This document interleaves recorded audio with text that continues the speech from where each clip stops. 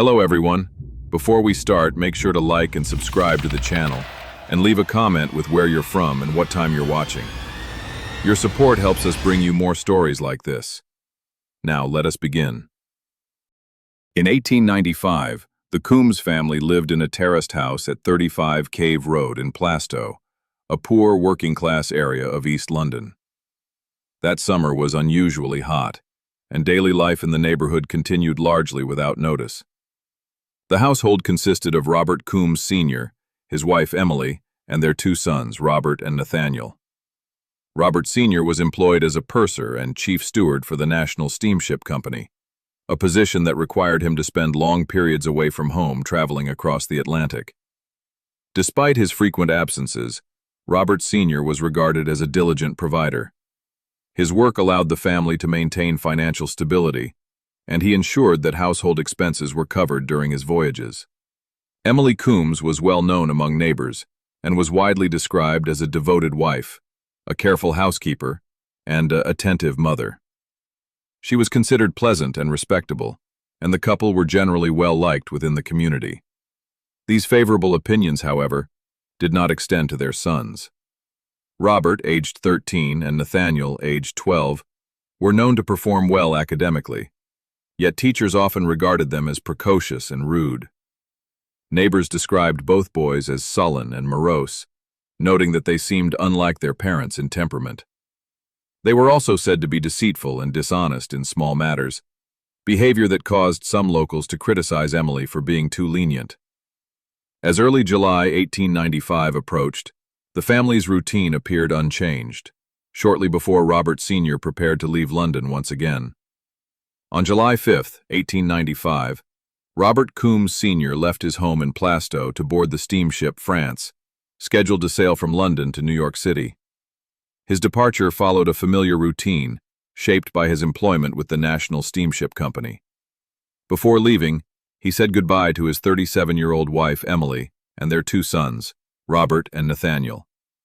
He made certain that enough money was left behind to meet household expenses, and assured his family that he would return within a few weeks with a substantial wage. 3 days later, the two boys rose early and left the house to travel to St. John's Wood in North London. Their destination was Lord's Cricket Ground, where a highly anticipated match was being played. Before departing, Robert approached a neighbor, James Robertson, and handed him a half-sovereign. He asked Robertson to pay the rent on their behalf that day. When questioned about his mother's whereabouts, Robert explained that a telegram had arrived late the previous night, stating that Emily was traveling to Liverpool. He added that a wealthy uncle had died in Africa and that a relative wished to see her. Robert further claimed that his mother had suffered a fit and had not yet departed, though she might visit a neighbor before leaving. Emily Coombes was known to travel to northwest England to visit family, and these explanations did not immediately alarm neighbors. In the days following Emily Coombes's absence, the neighborhood initially remained unconcerned. Her regular trips to visit relatives made her disappearance seem ordinary at first. As time passed without any sight of her, however, unease began to grow among those living nearby. Several neighbors questioned Robert and Nathaniel directly, asking when their mother would return. Each time the boys insisted she was well, and had only gone away temporarily. During this period, Robert and Nathaniel moved freely around London without supervision. They attended a performance at the Theatre Royal in Stratford, and later visited the Pier Hill Fairground, where they spent hours fishing. Often accompanying them was John Fox, a 39-year-old colleague of their father from the National Steamship Company. Fox was described as mentally challenged, and it was believed this was why he did not challenge the boys' explanations or decisions. At Robert's request, Fox assisted them financially by pawning family belongings. Among the items pledged was Robert Coombes Sr.'s gold pocket watch. Because pawnbrokers rarely conducted business with children, Fox acted on their behalf without objection. Meanwhile, the boys continued living inside the Plaistow house, using the back parlor as their bedroom while their mother remained unseen. As the days passed, their remaining money steadily diminished. With no adult supervision and limited funds, Robert began considering ways to obtain more money. This financial pressure set the stage for his next decision: which would further draw attention to the household and deepen suspicions within the community. With household funds running low, Robert attempted to secure additional money by writing to John Hewson, the chief cashier of the National Steamship Company. In his letter, Robert claimed that his mother was gravely ill and that an expensive doctor's bill needed to be paid. He requested an advance of £4, a sum intended to support the household until his father's return. Hewson found the request suspicious and refused to provide the money, a decision that later proved significant. By this point, concern within the neighborhood had reached a critical level. Emily Coombes's continued absence could no longer be ignored, and neighbors contacted her sister-in-law, who was also named Emily Coombes. On July 15, 1895, she traveled to the Plaistow house accompanied by her friend, Mary Jane Burridge. The two women attempted to gain entry, but were stopped by John Fox, who told them Emily was away on holiday before closing the door. As they stood outside, Robert and Nathaniel arrived home and were questioned about their mother. Robert offered a new explanation, claiming that a wealthy aunt had died and left the family a large inheritance. Without waiting for further questions, the boys ran off into nearby playing fields. The inconsistent story failed to satisfy the women, leading them to decide to return to the house 2 days later. Their unease continued to deepen. On July 17, 1895, Emily Coombes and Mary Jane Burridge returned to the house at 35 Cave Road. This time, they were able to gain entry. Inside, they found John Fox seated with Robert and Nathaniel, the three of them calmly playing cards. Emily immediately confronted her nephew and demanded to know where his mother was. Robert replied that Emily Coombes was staying at a friend's house and claimed he could take her there if needed. Unsatisfied, Emily refused to leave the property. She insisted that her sister-in-law was inside the house and stated that she would remain there until the police were called. According to later accounts referenced in The Wicked Boy by Kate Summerscale, events escalated rapidly after her refusal. Mary Jane Burridge left the house to seek help, while Emily remained behind. Constable Robert Thwart soon arrived at the scene. Upon entering the house, he turned down the bed sheets in one of the rooms and uncovered the decomposing body of Emily Coombes. Her remains were riddled with maggots, indicating she had been dead for several days. Thwart also observed a knife lying on the bed and a truncheon on the floor, which he correctly identified as the weapons used in the killing. The discovery confirmed the fears that had been growing within the neighborhood. Police immediately secured the scene and began questioning those present. Emily Coombes, the sister-in-law, was confronted with the reality of her relative's death. Attention quickly turned to the two boys and John Fox, as officers sought to determine what had happened inside the house and how long the body had remained undiscovered. Following the discovery of the body, Robert Coombes began to explain what had occurred. He told police that his mother had beaten his younger brother Nathaniel for stealing food and had threatened to punish him as well.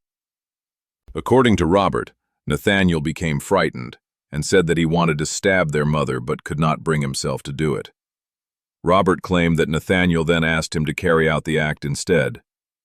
Robert stated that he agreed and used the knife later found on the bed to stab Emily Coombes. Robert also admitted to pawning household valuables after the killing. He explained that he had involved John Fox because pawnbrokers generally refused to conduct business with children. As police continued questioning Robert, Nathaniel managed to flee the house amid the confusion. Officers quickly organized a search, and Nathaniel was located and returned to Plaistow later that same day. When questioned, Nathaniel denied any involvement in the murder. He claimed that he had been asleep in bed when Robert stabbed their mother and insisted that he played no role in the attack. His account directly contradicted his brother's confession. Meanwhile, news of the crime spread rapidly through Plaistow. Residents were deeply disturbed not only by the killing itself, but by the fact that the boys had continued living in the house, eating, sleeping, and going out for entertainment while their mother's body decomposed nearby. Robert's confession was noted for its lack of visible emotion. He described sprinkling lye over the body in an attempt to reduce the smell. He also explained that fertilizer being sprayed in nearby fields helped mask the odor. As the investigation continued, Authorities considered how the law would apply to the two boys under the Children's Act of 1889, which defined the limits of criminal responsibility for minors. Robert Coombes, his younger brother Nathaniel, and John Fox were first brought before the West Ham Magistrates' Court. The purpose of the hearing was to determine whether the case should be referred to the Central Criminal Court at the Old Bailey, where capital crimes were tried. All three were initially implicated in the investigation, though their roles were treated separately by the court. During the proceedings, prosecutor Guy Stevenson made a formal request that Nathaniel Coombes be discharged as a defendant and instead be treated as a witness for the prosecution. The request was unexpected, but after consideration, it was granted by the court. Nathaniel was called to give testimony, during which he appeared visibly frightened.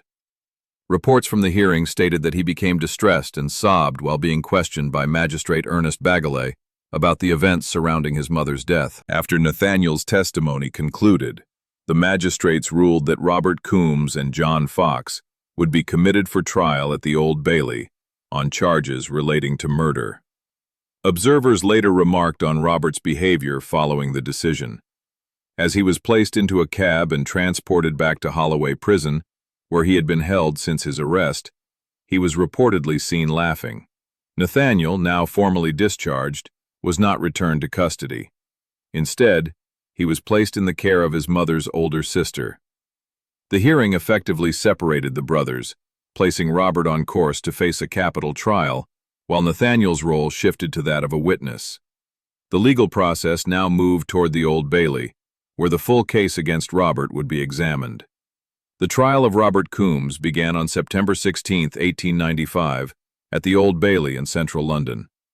Central to the proceedings was the question of his mental state.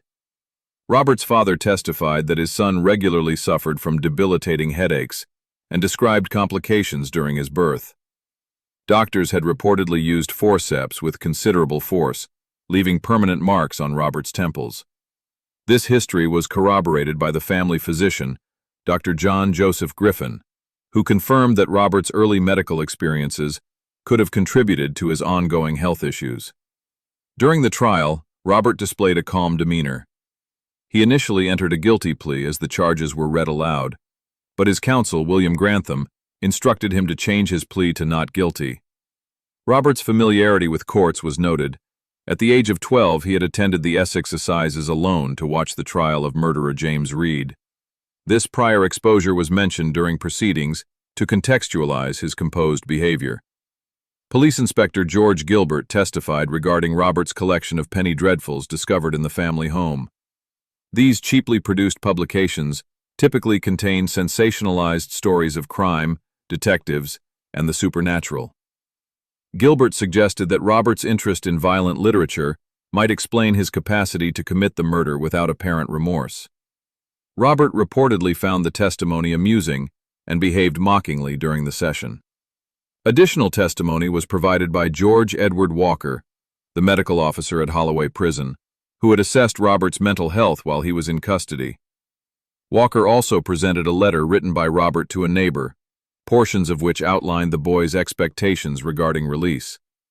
Following the evidence, the jury found Robert guilty of murdering his mother, but deemed him insane at the time of the act. He was committed to Broadmoor Hospital, a secure psychiatric facility, while John Fox was found not guilty. Robert Coombes was released from Broadmoor Hospital in 1912 at the age of 30. Following his release, he emigrated to Australia, joining his younger brother Nathaniel, who was already living there. In the years that followed, Robert enlisted to serve during World War I as a stretcher-bearer in the Gallipoli campaign. During this service, he was struck twice by shrapnel while carrying wounded soldiers to safety. His actions during the campaign earned him the Military Medal for Conspicuous Bravery in 1916. After the war, Robert settled in New South Wales, where he lived a quiet life as a farmer. He maintained a routine that involved milking cows and growing vegetables. In addition to farming, he taught music to local children in the village. During this period, he also took in an 11-year-old boy named Harry Mulville, who had suffered abuse at the hands of his stepfather. Robert cared for Harry and provided him with a stable home, living together for 6 years. When World War II broke out in 1939, Robert enlisted again, despite being in his mid-50s. However, he was medically discharged before deployment and did not see active service. Robert lived out the remainder of his life in New South Wales, passing away on May 7, 1949, at the age of 65. Upon his death, he willed all of his possessions to his adopted son, Harry Mulville, concluding the documented life story of Robert Coombes without further additions or interpretation.